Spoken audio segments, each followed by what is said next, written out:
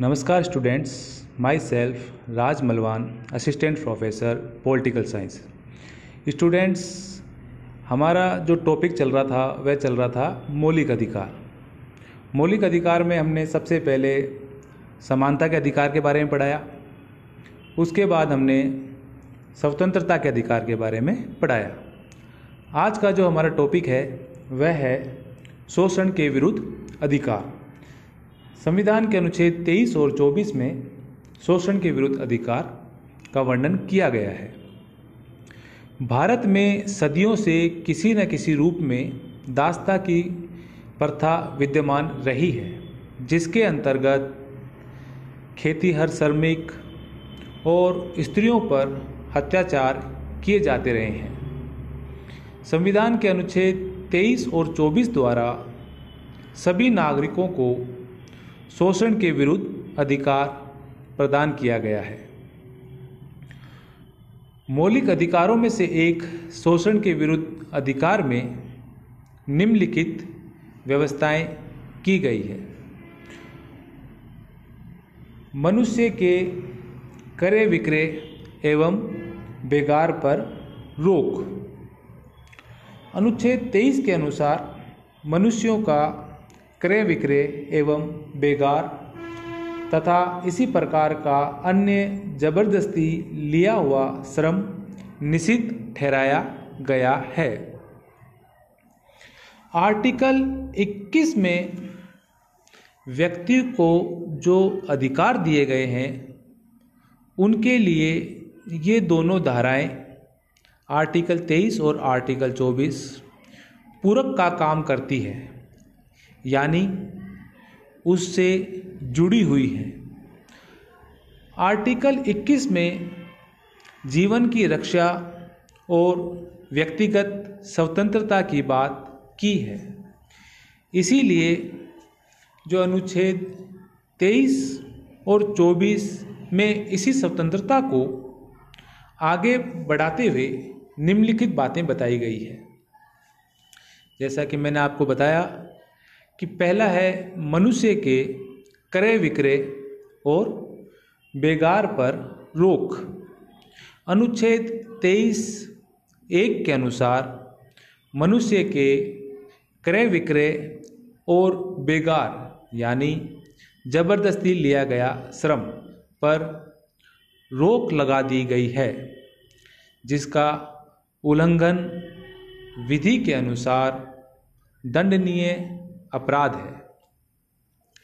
इस संबंध में की गई व्यवस्था का एक महत्वपूर्ण अपवाद यह है कि राज्य सार्वजनिक उद्देश्य से अनिवार्य श्रम की योजना लागू कर सकता है, लेकिन ऐसा करते समय राज्य नागरिकों के बीच धर्म, मूल वंश, जाति, वर्ण या सामाजिक स्तर के आधार पर कोई भेदभाव नहीं करेगा।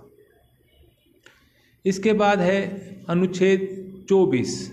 अनुच्छेद 24 है वह बाल श्रम का निषेध करता है।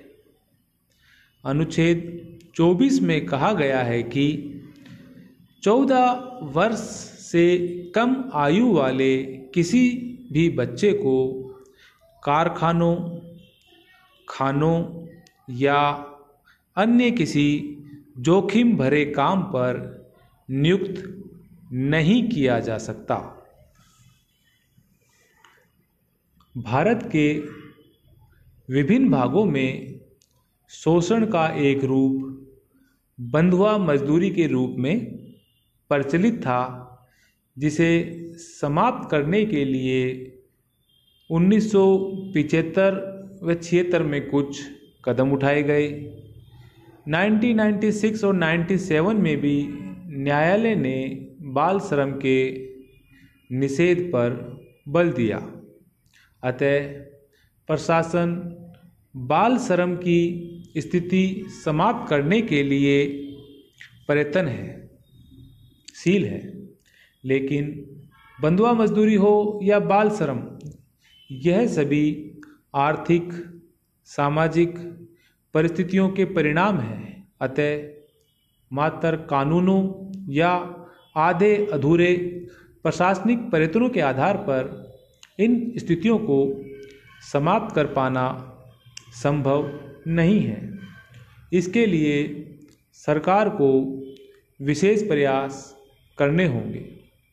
उसे इसके लिए अनेक योजनाएं बनानी पड़ेंगी और उन योजनाओं को धरातल पर लाना होगा। तभी हम बाल श्रम का निषेध कर सकते हैं। 1997 में सर्वोच्च न्यायालय ने सरकार को बाल मजदूरी खत्म करने का निर्देश दिया था और बाल पुनः स्थापना कल्याण कोष की स्थापना करने के लिए भी कहा। इस प्रकार बाल मजदूरी समाप्त करने की दिशा में कुछ प्रयत्न किए गए हैं, लेकिन तथ्य यह है कि बाल मजदूरी की स्थिति अभी भी बनी हुई है। वस्तुतः बंधक मजदूरी हो या बाल मजदूरी, इन स्थितियों को जन्म देने वाले सामाजिक आर्थिक कारणों को समाप्त किए बिना इन्हें समाप्त नहीं किया जा सकता।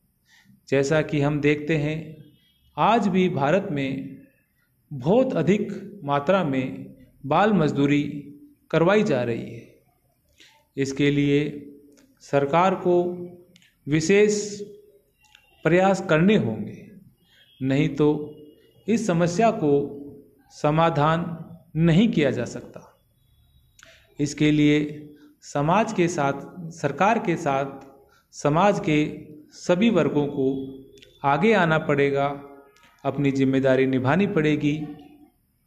जो गरीब तबका है उसे सामाजिक और आर्थिक रूप से मजबूत करना पड़ेगा।